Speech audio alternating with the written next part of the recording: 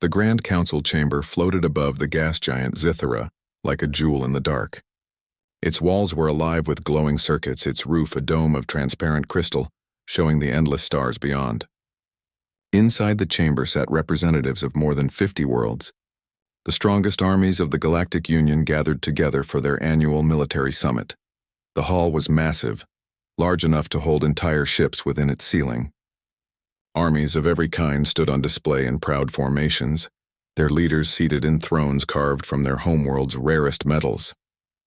Some of them glittered like fire, others pulsed with strange light. And yet, in all that splendor, there was one subject that drew the loudest laughter.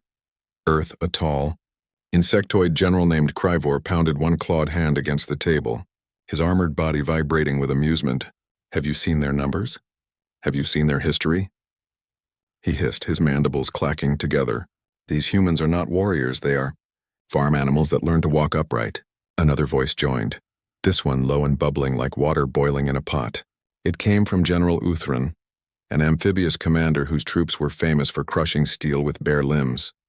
He leaned forward, his smooth, scaled skin shining under the chamber lights. "Their bodies are weak. They cannot survive the extremes of heat or cold. They cannot regenerate limbs. Their lives are short. What possible use is such a species in battle?" The chamber filled with laughter. Even the crystalline beings, who rarely spoke at all, shimmered with mocking tones. The humans had been admitted to the Union only a decade earlier, after much debate. Many worlds saw Earth as backward, a planet that had only just begun to send ships into deeper space. To the great powers, humanity was a curiosity, not a contributor. From a corner seat, an older alien diplomat cleared his throat. He was from a peaceful race that valued caution. "And yet," he began softly, "humans do have a history of conflict. They fight wars among themselves often." "Exactly," roared Kryvor, his voice echoing like thunder. "They fight themselves because they are too weak to challenge anyone else." The chamber laughed again. Even those who had never seen a human soldier joined in, for it was easy to believe. Humans were fragile, no claws, no armor, no natural weapons. In comparison to the towering insectoid legions, the energy-born soldiers of the core nebula, or the reptilian shock troops, they seemed little more than children with sticks. But beyond the walls of the council chamber, on the small blue planet called Earth, preparations were being made. On Earth, the meeting of the Galactic Union was broadcast to certain military networks. In a dark room deep inside a U.S. military facility, a group of officers watched the alien generals laugh. They said nothing at first, only stared at the projection as if memorizing each insult. Colonel Hayes, a man with a weathered face and sharp eyes, leaned forward. He had served in wars back on Earth, and though he was older now, his presence carried quiet authority. "They think we're weak," he said simply. A younger officer frowned. "Sir, to them we probably are. They don't understand how we fight. They don't understand us at all." Colonel Hayes stood slowly, folding his hands behind his back. "Then we will show them." Those words carried across the room like an unspoken order. No shouting, no speeches, just calm certainty. Earth had not asked to be mocked, but humanity had never been one to bow its head for long. If the galaxy wanted proof of what humans could do, then proof would be given. The Galactic Union's annual war exercise was more than just tradition. It was a way for each species to demonstrate strength. Massive simulations were prepared inside controlled arenas, vast landscapes that imitated real battlefields, from icy mountains to ruined cities. Thousands of soldiers would march into these fields, showcasing weapons, strategies, and raw power. When the Union announced that Earth was invited to join, the reaction was more amusement than anything else. "Will they bring pitchforks?" one alien commander joked. "Or perhaps slings and stones?" Back on Earth, the selection began. Unlike the alien races, humanity did not send thousands. They did not choose legions or grand armies. Instead, they chose a dozen, 12 soldiers drawn from the very best of their forces, trained in silence, shadow, and skill. These were not ordinary men and women. They were U.S. Special Forces, soldiers who had fought battles across deserts, mountains, jungles, and cities. Soldiers who had been trained to adapt, survive, and win even when outnumbered, outgunned, and overlooked. Their preparation was quiet. No great fanfare, no cheering crowds. Each of them packed gear into black mat cases, checked their weapons, and reviewed tactics with calm discipline. To them, this was not about honor or insult. It was about doing their job. One of the 12, Sergeant Vega, looked at the broadcast of alien generals laughing. He smirked faintly and shook his head. They think we're weak because we don't have claws? Because we don't glow in the dark? Captain Reynolds, their team leader, answered without looking up from his map. Let them think it. Underestimation is our oldest ally. The room fell quiet after that, each soldier returning to their work. They had no need to argue. They knew what they were capable of, even if the galaxy did not. The day of the exercise came. The arena stretched across kilometers of simulated terrain. Forests shimmered with artificial leaves, deserts baked under synthetic suns, and ruined cityscapes rose like the bones of forgotten civilizations. Alien armies filled the field, banners high, weapons glowing. Thousands of soldiers marched, their war cries echoing through the sky. The ground shook with every step of reptilian shock troops. The air shimmered with the energy weapons of crystalline fighters. At the far edge of the arena, a single transport ship touched down. Its ramp lowered with no sound, no ceremony. Out of the shadows stepped 12 figures in black gear. No banners, no armor shining in the light, no alien fanfare. Just 12 humans, calm and silent, carrying weapons that seemed unimpressive compared to the galaxy's glowing cannons. The laughter returned immediately. From the stands above, alien leaders leaned forward, some wiping tears from their eyes. 12? They send only 12? Krivor bellowed. This is not an army, it is a hunting party gone astray. The humans said nothing. Their faces were calm, eyes hidden behind visors, movements sharp and efficient. They did not march in formation like the alien armies. Instead, they spread out in pairs, scanning the field with silent gestures. In the command chamber, some alien officers frowned. There was something unsettling about the humans' silence. No cheering, no boasting. Just stillness, like predators waiting for the right moment. The horn of the exercise sounded. The armies roared forward like thunder. Weapons lit up, banners snapped in the wind, and thousands surged into battle. But the humans? They vanished, no charge, no battle cry, no dramatic movement. One moment they were visible. The next they slipped into the terrain as if the battlefield itself had swallowed them. The laughter wavered. Some aliens looked confused. Others sneered. Cowards, one hissed. They run before the fight begins. Yet in the silence that followed, somewhere in the vast arena, the first alien column fell. The arena was alive with chaos. Thousands of alien soldiers rushed forward, their boots and claws shaking the ground, their banners rising high into the sky. From the stands above, commanders of the Galactic Union watched with pride as their forces filled the battlefield. The humans were nowhere to be seen. At first, the alien leaders laughed even louder. Krivor, the insectoid general, clicked his mandibles together in triumph. See, I told you. They run before the battle even begins. Fragile and faithless, that is humanity. Beside him, the amphibious general Uthran nodded. 12 soldiers against thousands? They must be hiding. Or perhaps they beg for the fight to be called off. But not all commanders laughed. Some leaned forward, their glowing eyes narrowing as they scanned the viewing screens. The battlefield monitors, designed to track every soldier, showed the alien armies in clear formation. Yet the 12 humans flickered strangely on the scanners, their movements quick, unpredictable. They are not running, said one crystalline officer slowly. They are repositioning. On the ground, the humans moved like shadows. Captain Reynolds crouched behind the remains of a collapsed tower in the ruined cityscape section of the arena. His visor displayed a live feed of the battlefield, transmitted through drones launched minutes earlier. Thousands of alien soldiers marched in columns, brightly visible against the gray ruins. Targets everywhere, Sergeant Vega whispered beside him, adjusting his rifle. Not targets, Reynolds corrected calmly. Opportunities. The team was split into pairs, each moving through different parts of the simulated landscape. They did not march like the aliens, nor did they charge in waves. Every movement was careful, deliberate. They had no banners, no grand formation, only trust in each other and years of training.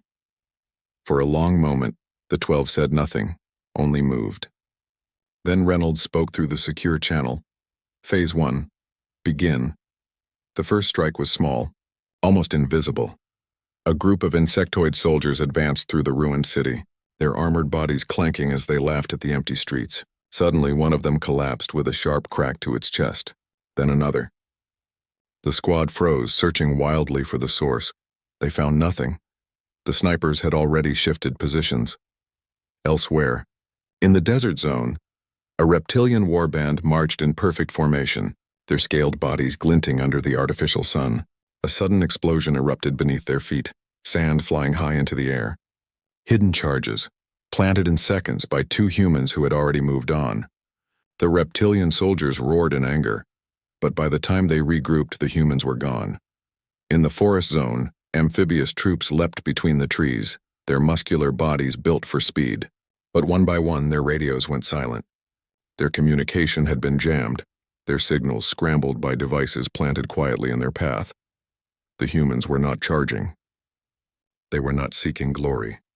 They were dismantling the armies piece by piece, cutting threads until the mighty tapestry of alien power began to unravel. In the command chamber, silence spread. The alien leaders leaned closer to their screens.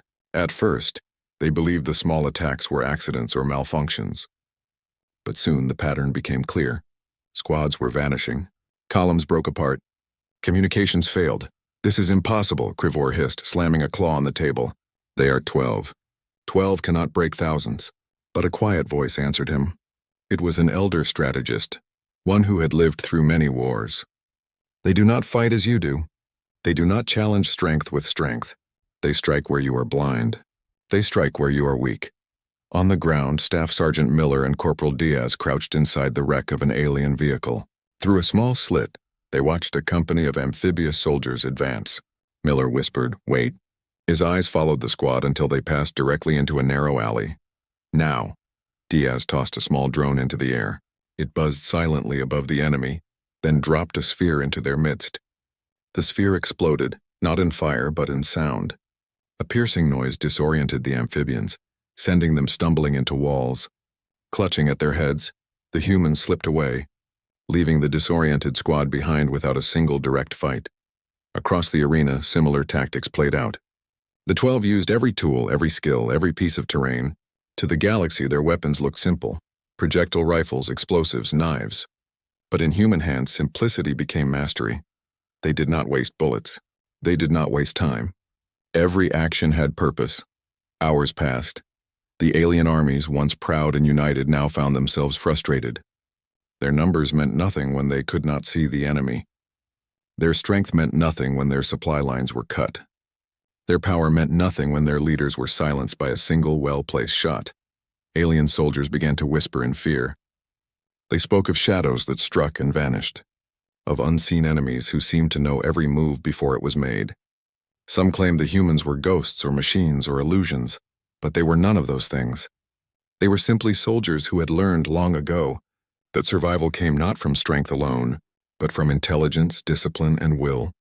From his position high above, Captain Reynolds watched through his scope as an alien command unit set up in the desert zone. He spoke softly into his mic.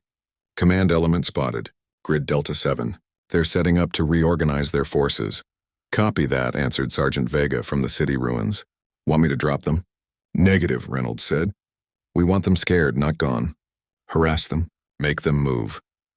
Within minutes, a single shot cracked across the desert, striking the sand inches from the alien commander's head. The unit scrambled in panic, diving for cover. Another shot followed, not to kill, but to chase them further into the open. The humans could have ended it there, but instead they chose patience. Fear was more powerful than any bullet. Back in the command chamber, alien generals argued fiercely. "Send more troops," Krivor roared. "Crush them with numbers." Another shouted, "No, pull back!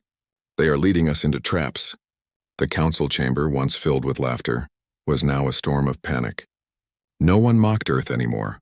Instead, they whispered the same question. How could 12 humans bring thousands to their knees?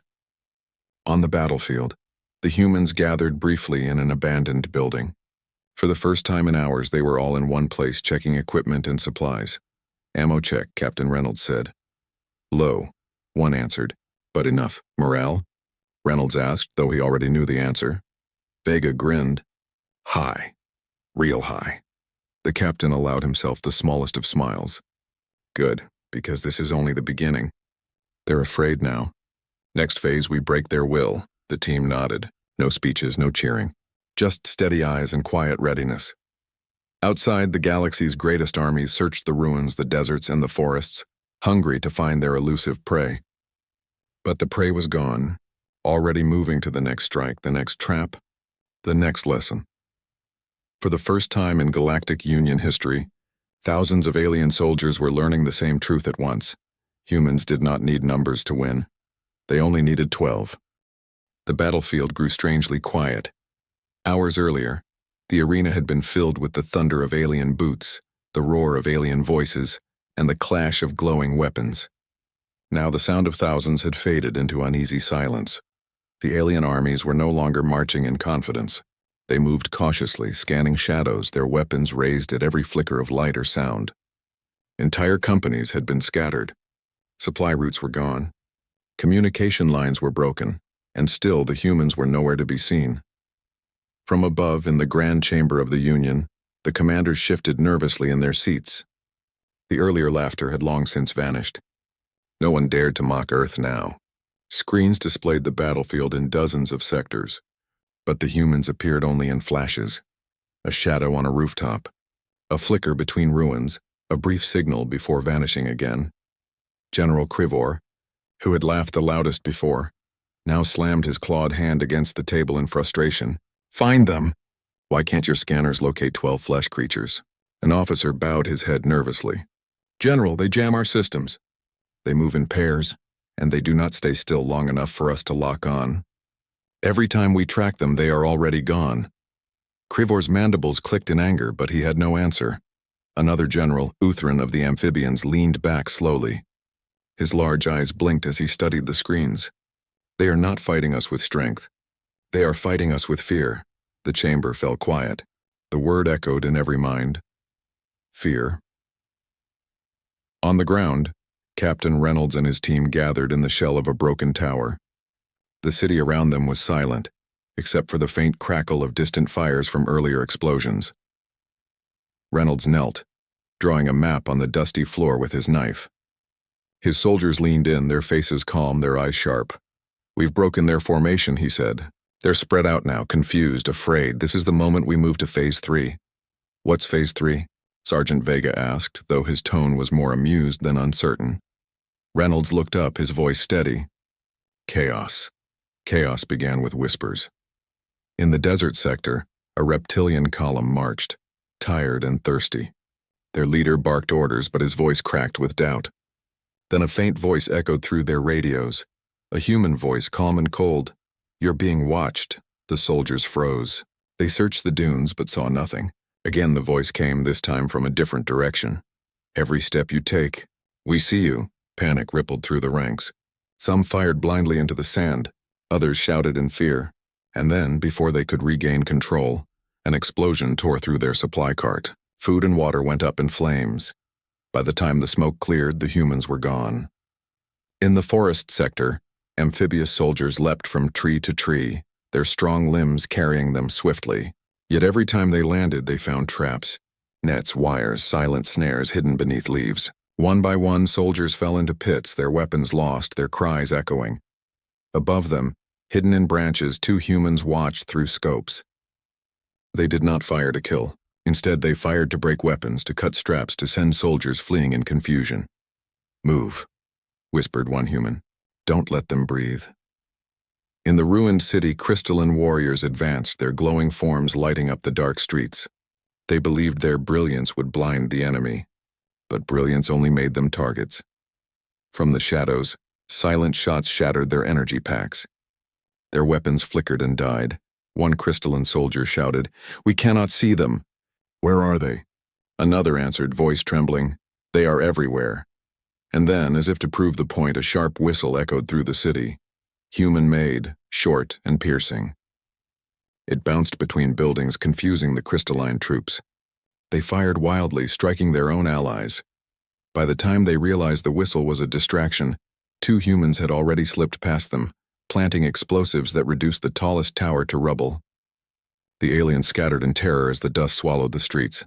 Back in the command chamber, the alien generals shouted over one another. They use tricks, one cried. They use dishonorable tactics, another complained. This is not war, it is madness. But one elder commander, quiet until now, finally spoke. No, this is war. We have forgotten what war is. We believe it is about numbers, about power, about glory. But war is survival. War is fear. War is not won by those with the brightest banners, but by those who refuse to lose. The chamber fell silent at his words. Many did not want to believe, but deep inside, they knew he was right. On the battlefield, the humans pressed harder. Staff Sergeant Miller and Corporal Diaz set charges beneath a bridge in the city ruins. As an alien tank column rolled across, the charges detonated. The bridge collapsed, sending massive war machines crashing into the river below. Diaz grinned. Well, that's going to leave a mark, Miller simply nodded. Keep moving. Nearby, Sergeant Vega and Specialist Harper used mirrors to reflect light into alien scopes, tricking them into firing at empty windows. Every shot wasted, every ounce of energy burned, weakened the alien morale further. They did not need to destroy the armies outright. They only needed to make them crumble from within. As night fell across the simulated battlefield, the alien armies gathered in frightened clusters. Campfires burned low. No songs, no boasting, only silence. Soldiers who once believed themselves invincible now stared into the shadows, jumping at every sound. Some whispered stories. They move like ghosts. They never sleep. They are not 12, they are hundreds. Fear had done what no weapon could. It multiplied the humans in the minds of their enemies until they seemed countless. High above, Captain Reynolds crouched on a rooftop, watching through night vision goggles. Below, a group of reptilian soldiers huddled together, too afraid to spread out. Reynolds tapped his radio. They're breaking. One more push. The reply came from Vega, his voice calm. Then let's finish the lesson. When the humans struck that night, it was not with bullets or bombs, but with sound and light. Flares lit up the sky. Whistles echoed through ruins. Radios carried ghostly voices that whispered lies. They're behind you. They've surrounded you. You are already lost. Panic spread faster than fire. Alien soldiers fled into the dark, some abandoning weapons, others running straight into traps. By dawn, the once proud armies of the Union were scattered, their banners trampled, their discipline shattered. And the humans? They stood calm, silent, weapons ready, watching as fear completed the work they had begun. In the grand chamber, the alien generals sat in silence. None laughed now. None dared. 12 humans had entered the arena. Against thousands, they had not just survived, they had dominated, and this was only the middle of the exercise. The galaxy had believed humans were weak. But now a new truth whispered in every corner of the chamber. If 12 could do this, what could 12,000 do? The storm had not yet ended. It had only begun. The sun rose over the battlefield, painting the ruined city, the forests, and the deserts with a pale golden light. But there was no cheer, no sound of victory songs. The alien armies, once proud, once so confident, moved slowly, their eyes scanning every shadow, their hands gripping weapons too tightly. The silence of the humans had become more terrifying than any roar. In the command chamber above the battlefield, the Galactic Union generals sat in uneasy silence. Screens showed their forces, scattered, broken into small groups. Some squads huddled together, refusing to advance. Others wandered aimlessly, cut off from communication. General Krivor, the insectoid, slammed his clawed hand on the table. Enough! We are thousands. They are 12. We will crush them if we strike together. But another commander shook his head. He was from a crystalline race, his body glowing faintly with inner light. We already tried together, and together we fell. Every time we form a line, they break it. Every time we set up camp, they burn it. Every time we plan, they already know. Then explain it, Krivor hissed. How do 12 flesh creatures defeat legions built for war? The crystalline general did not answer. Instead, his glowing eyes looked at the screens where human figures flickered in and out of view, never still, never predictable. On the battlefield, Captain Reynolds gathered his team in a ruined building, using the short moment of rest to regroup. The humans had been moving without pause for nearly a full day, striking, vanishing, striking again. Despite the exhaustion, none of them showed weakness. Their eyes were sharp, their movements steady. Phase 4, Reynolds said quietly, spreading a rough map on the cracked floor. They're weak now, afraid, but they still outnumber us. We need to make them believe they've already lost. Sergeant Vega grinned. So we stop fighting like hunters and start fighting like ghosts? Reynolds gave a short nod. Exactly. The ghosts appeared soon after. In the desert, alien soldiers moved in cautious formation when suddenly a loud whistle echoed across the dunes. They spun around, weapons raised but saw nothing. Then ahead of them 3 human figures appeared on a ridge. The aliens fired wildly, their blasts lighting up the sand. But when the smoke cleared, the figures were gone.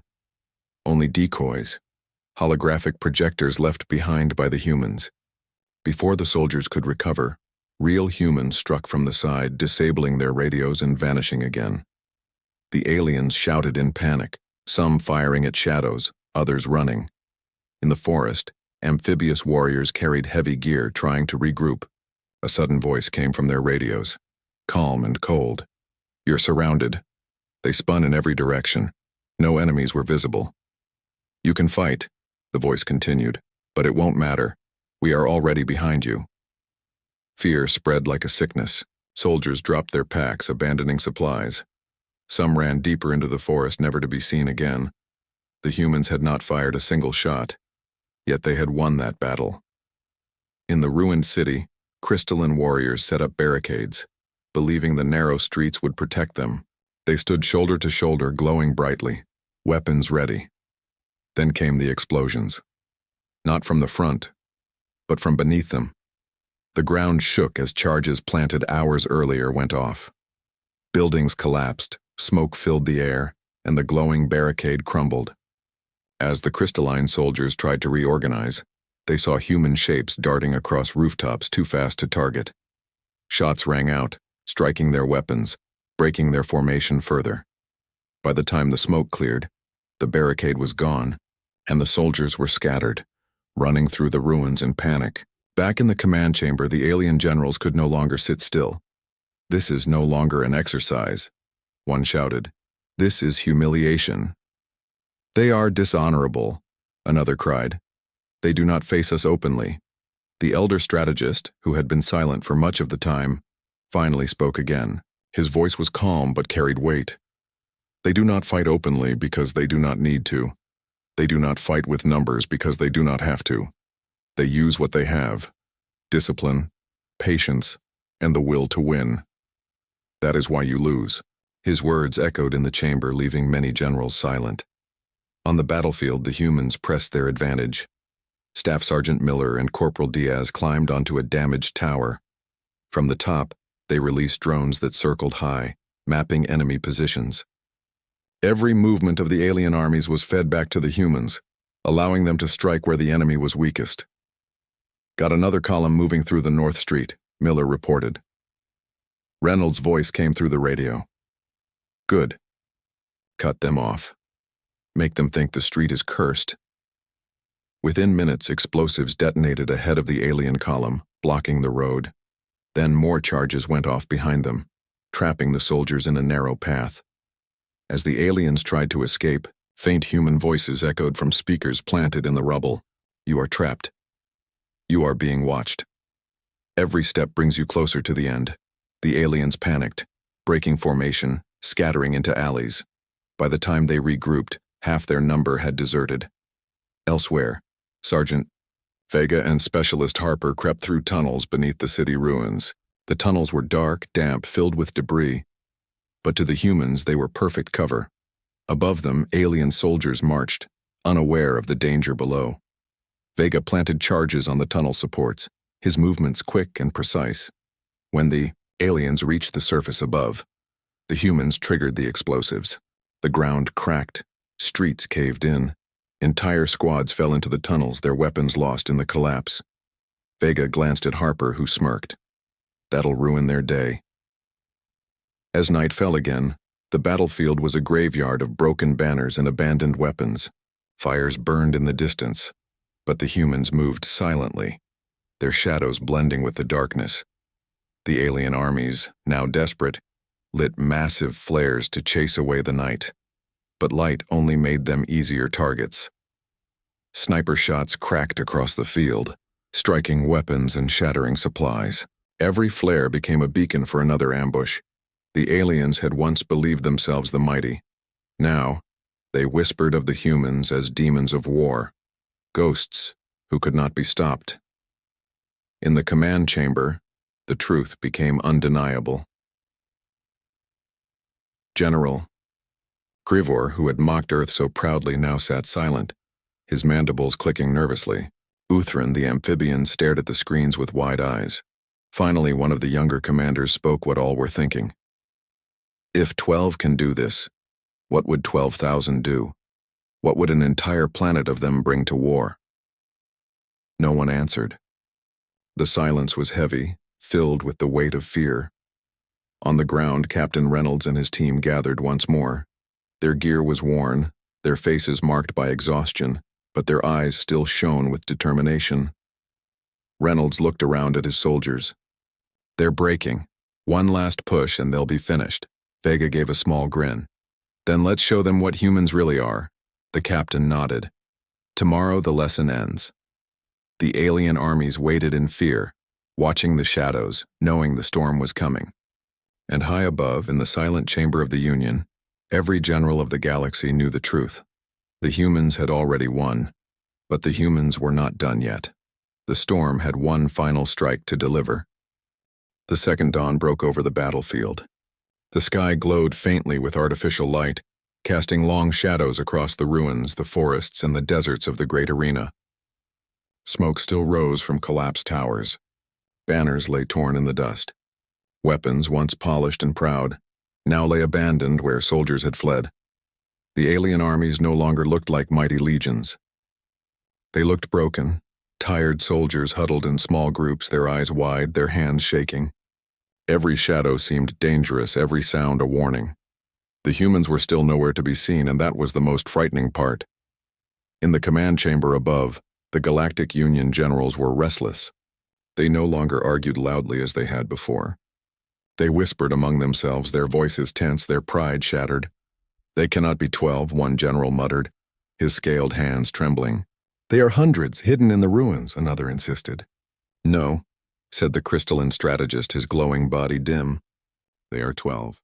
That is the truth, and that is why this is worse than you think. General Krivor, who had mocked Earth with the loudest laughter before, sat hunched over, mandibles clicking nervously. He could not bring himself to speak. Every time the screens flickered with the shape of a human, his body tensed. Finally, the elder strategist spoke again, his voice carrying across the chamber. Mark this day well. The galaxy has always measured strength in numbers, size, and power. But today we have seen a new measure. 12 humans have done what thousands could not. They have taught us fear. And if this is only 12, imagine their planet. Imagine their armies. Imagine their will. The chamber fell into silence. On the battlefield, Captain Reynolds and his team crouched in the ruins of an old building, their gear dusty, their eyes alert. They had fought for 2 days without pause, moving constantly, striking, vanishing. Their bodies were tired, but their spirits burned stronger than ever. Reynolds spoke quietly, his voice calm. They're finished. They've lost their fight. One final push and it's over. Sergeant Vega chuckled softly. Final push? Sir, they already look like they've surrendered. Not yet, Reynolds replied, his eyes sharp. But they will. He pointed to the map on the ground. We make this last strike loud, visible. No more whispers in the dark. We end it where everyone can see. The team nodded. For 2 days they had been shadows, unseen hunters. But now it was time to step into the light and show the galaxy exactly who they were. The final plan unfolded with precision. In the desert sector, Staff Sergeant Miller and Corporal Diaz set charges across the dunes, planting them in careful lines. When a reptilian unit marched forward, the charges exploded in a perfect pattern, shaping the sand into a fiery wall that cut off their path. From the top of a ruined tower, Specialist Harper launched drones that lit the sky with bright lights, creating the illusion of hundreds of human figures surrounding the battlefield. In the forest, Vega and another operator released flares that painted the trees red, while loudspeakers hidden in the branches echoed with a single human command, surrender. The effect was immediate. The alien soldiers froze, staring into the light, hearing the calm human voices. Some dropped their weapons. Others raised their arms, unsure if they were already prisoners. Whole companies began to scatter, abandoning their posts, too afraid to fight. For the first time in the entire exercise, the humans revealed themselves.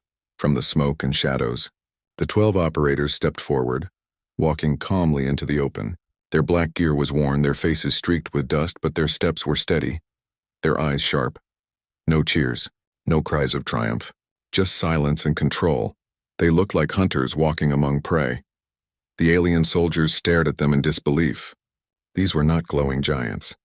These were not armored beasts. These were humans, flesh and blood, fragile compared to every other species. And yet they had done the impossible. One amphibious soldier whispered, his voice trembling, "They are only 12. But the words carried across the ranks, and the truth struck deeper than any weapon. Yes, they were only 12. And that was enough.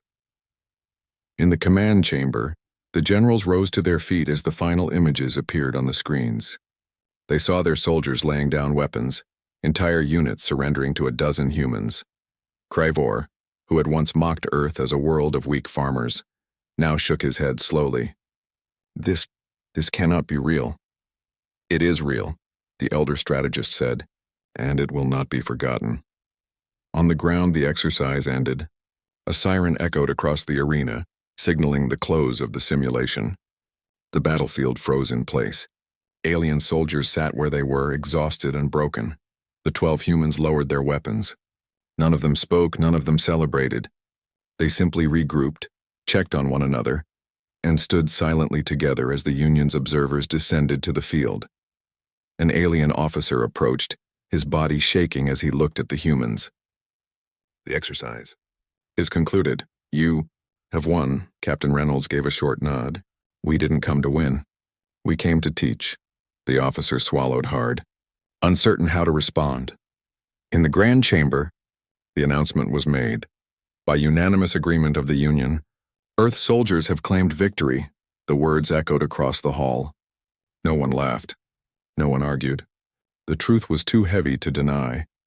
For the first time, the galaxy recognized humanity not as weak, not as fragile, but as something different. Something dangerous. Something powerful. Back on Earth, the message spread. 12 soldiers had stood against the galaxy's strongest armies and prevailed. Families, civilians, leaders all heard the story. Pride filled the hearts of millions, for they knew the galaxy would never laugh at them again.